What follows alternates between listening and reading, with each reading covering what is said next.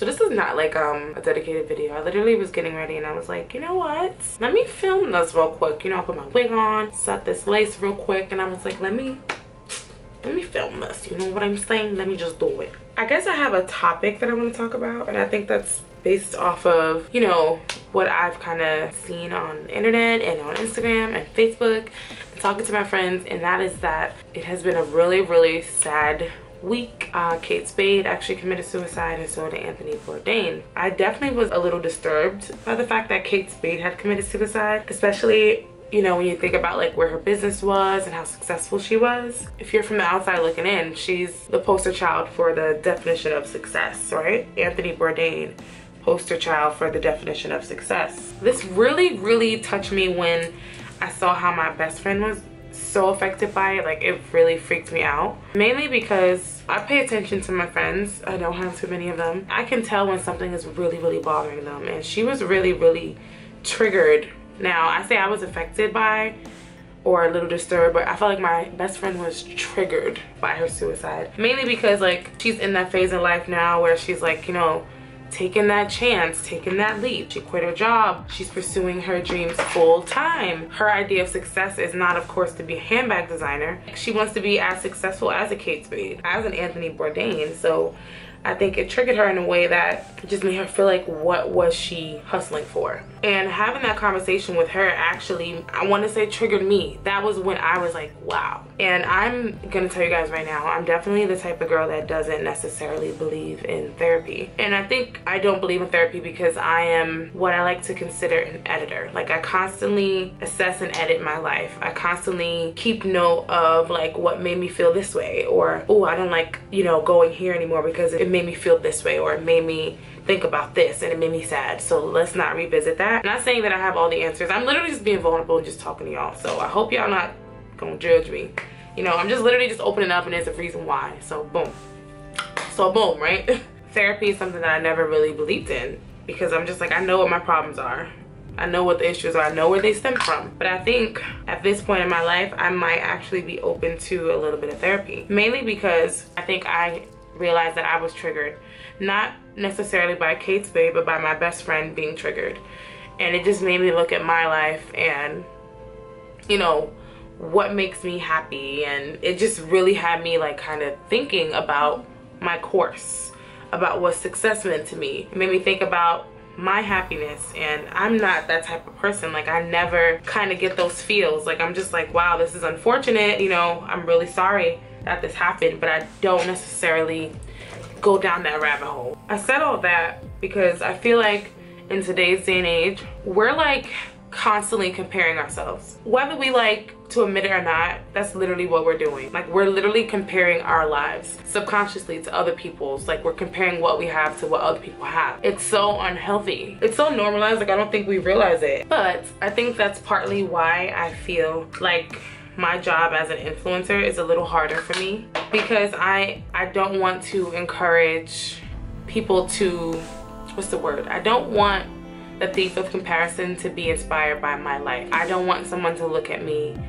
ever and feel bad. Like, I don't want someone to ever watch my videos and feel discouraged or sad, and, you know, it triggers something in them. You know, I don't want someone who's healed from suicidal thoughts to like watch my stuff and feel like they're not doing the right thing or they're not on the right path. I feel like a responsibility. I'm not like throwing shade at anybody or anyone in this industry because we're all so different, but I feel like that's kind of why it's like harder for me, because like I have a hard time like showing off, or, you know, doing apartment tours to show you guys like how I'm living, and, you know, like posting myself sitting in front of my car, or, you know, TT got a Benz, and, you know, like I'm just, it's like I feel like a sense of responsibility being an influencer, and I just hope that you guys are understanding what I'm saying. It's making me emotional because it's really hard. It's like, I see what it takes now on YouTube to be successful, and it's almost like I'm constantly battling myself because I have to try to find balance. I have to try to stay true to myself, but that's literally what everyone wants to see, and it makes me crazy because it's just like, these are the things that make people sad. These are the things that make people commit suicide. These are the things that trigger negative emotions, and people binge watch it. So it's almost like it's like a drug. Like, I feel like our generation is like addicted to hurting ourselves. We're addicted to pain. And it's like hard for me to kind of do my job. I find myself kind of pulling back a lot, and I feel guilty doing certain things. I don't feel authentic being braggadocious. Not saying there's anything wrong with showing your blessings, because I do feel like there's a layer that kind of encourages people. I definitely feel like there's a layer that encourages people. So I'm not, that's why I said I'm not trying to throw shade, but there's a lot of people that do that intentionally because it makes them feel good to show off. It's just a constant battle for me, guys, and it kind of makes you feel a little nuts though, because I'm like I have to practice what I preach, and how can I survive on this new YouTube, on this new platform, and be true to myself? Sorry, y'all. Everyone goes through things, whether you're rich, whether you're well off, whether you're second tier well off or first tier well off, whether you have a 9-to-5, whether you live check to check, whatever it is, we all have issues. And I look absolutely crazy right now. And I think that it's important that we all kind of just realize that, like, no matter where you are in life, humanity is something that we can't escape. Money can't erase that. Money can't change the fact that we're human and we have feelings and we were born in sin, and it's just always gonna be a constant battle. Oh God, that was coming out like spit. Whew. So remember earlier when I said, like, I don't believe in therapy? I have to actually retract that. I do believe in therapy, but I believe therapy can come from friends and family. I hope that I'm not offending anyone who is in that line of work, but I'm not kind of like belittling like people in that field. I'm pretty sure I have some bomb boss therapists that watch this video, and maybe you girls can give me some feedback. I'm literally just sharing my thoughts, so I really hope that you guys understand.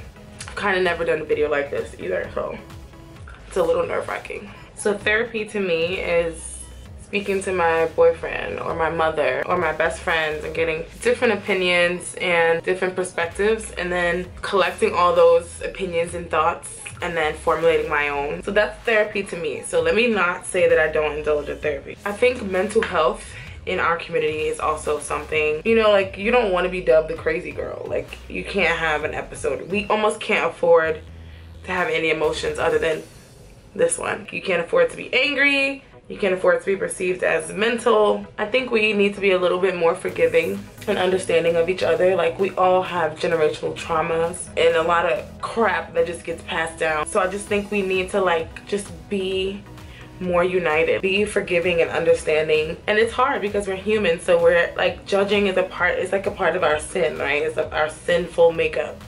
We have no patience to kind of understand sometimes. Oh guys, I didn't think this video was gonna go this way. These CoverGirl concealers are actually pretty bomb. So back to Miss Kate Spade. When I was thinking about this as a whole, I guess you could say I resonated with her because I'm what I guess people would say I'm like the strong friend. I don't know exactly what defines a strong friend, but I guess you could call me the strong friend. I'm the girl that kind of just has learned to process a lot of things on her own. That's just like the way that I process my feelings. Like, I figured it out.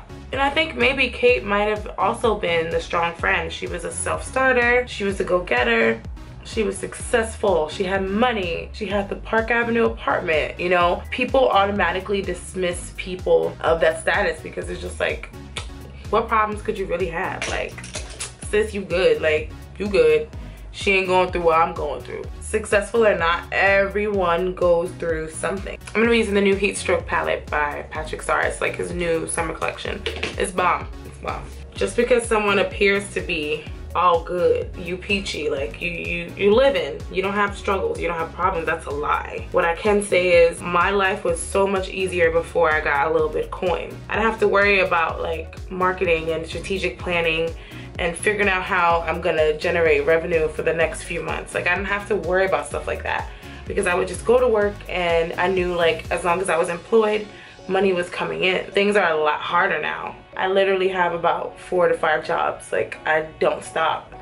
And it's out of necessity because it's no longer a luxury for me to kind of like have multiple streams of income. It was a luxury for me like 5 years ago when my rent was $800. I have 2 stores, I have an apartment lease, I have salaries like outside of my own to cover. You know, it's adulting at its finest. And I'm not saying that my problems are better than anyone else's, but I would never minimize anyone else's issues either. And I think we just have to make sure we don't minimize anyone's, whether you're like rich, poor, in the middle, whatever the issue is, wherever you are. We all have to kind of be better friends. We have to be better sisters. I think we all have to be better daughters and sons. We just live in such a sensitive time, and the devil is busy. The fact that like people are really taking their own lives. People are ending their lives. They are leaving people behind because it's too stressful. And if you feel like, if you feel like you need to, if you had a thought about suicide, if you felt like you don't belong on this earth, or like you won't be missed, or that you're not doing enough, whatever it is, eradicate that thought. Like your life is important. You are important. Your smile is important. Your contribution to this world is important. We all contribute to this life. You are important. You are loved. I love you, and I don't ever want any one of my royalties to have those type of thoughts. It's silly to think that it won't ever happen. Like, we're all human, but if as soon as you have that thought, I just want you guys to unplug from whatever triggered it, make note of it, and don't ever revisit that place. I will leave the link to the suicide prevention hotline below. Like, there are people that will talk to you. Just don't go there for me. And if you have that thought, just think about me. I'm in no ways Beyonce in terms of influence, but if I can talk to you and this resonates with you, like, that's all that matters. And that's the only reason why I'm recording this video. There's a reason like this video was on my heart to make, whatever type of video it is. I don't even know. I just want us to be well. Like, I want us to like not worry about crap, like, you know. But oh wow, I wasn't expecting that. Do y'all see that? Oh shoot. Wow, this is like a really pretty like copper color. Oh, see, stuff like this makes me happy. Color and creativity. Wow, this is gorgeous. Another thing too, I finally figured out that I have no hobbies. Well, I guess you can say YouTube is kind of a hobby, but it's also sort of become a job for me. Like, just stop and think, do you have a hobby? Like, seriously, think about it. Do you have a hobby?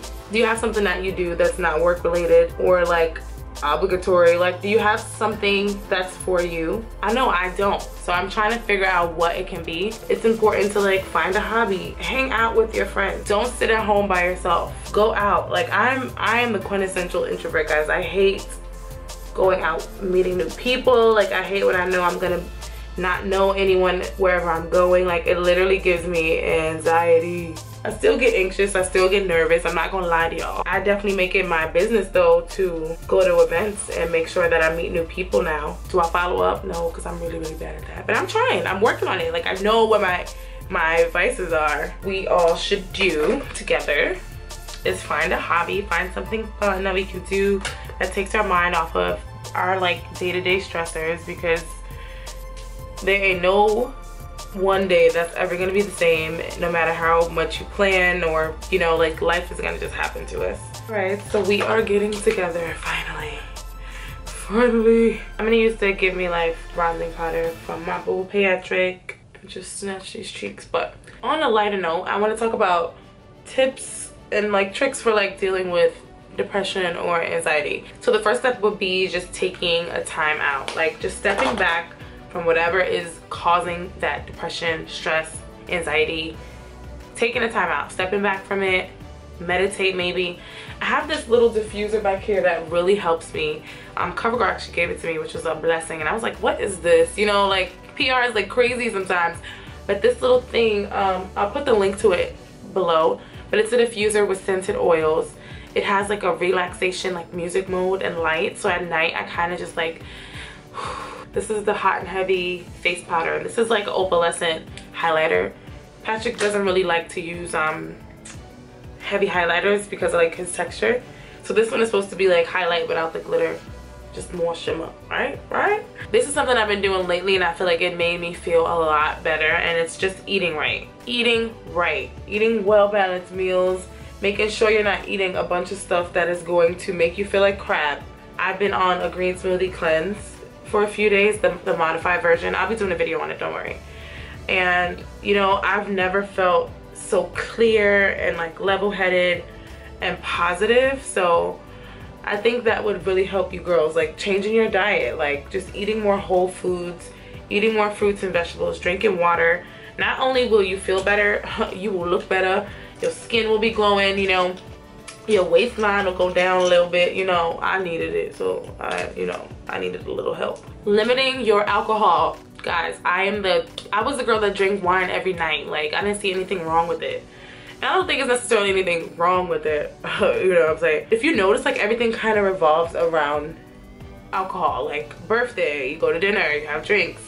Anniversary, you know, anything you're celebrating, it's usually a wine or spirit right there. So limiting alcohol, oh, and caffeine, because these things can trigger your depression or anxiety. So just limit it. And I had to like kind of wean myself off of coffee after just getting on. So, you know, like just being mindful of what you put in your body that might make you feel a certain type of way. And it also doesn't hurt to get some sleep. Like, make sure y'all getting at least 6 or 7 hours. You gotta chill, you gotta sleep. You're getting older and your body needs more time to, like, especially if you're eating crappy and just everything's irregular, everything's thrown off. Now your hormones out of whack, now you're gonna be, you know, like everything is kind of connected. And I know, like, you grew up and it's like, you know, you need to eat this and go to sleep. It's real. Like, you need to eat, sleep to survive. Exercising is also something that definitely helps. Yeah, no, I can't talk and do this. I also think it's important to like kind of like develop some sort of breathing exercise. Like, you know, like you can like inhale 1, exhale 2, inhale. Like, these are all the things I probably thought were crazy as a kid, and it really works. It's crazy. It really works. I promise, it really works. And just kind of acceptance. Like, you cannot control your life. You can't control the way things happen to you, around you, to people who you love. Like, life is legit the only thing that's gonna just happen. So it's like, just accept that. Like, accept the fact that you are not in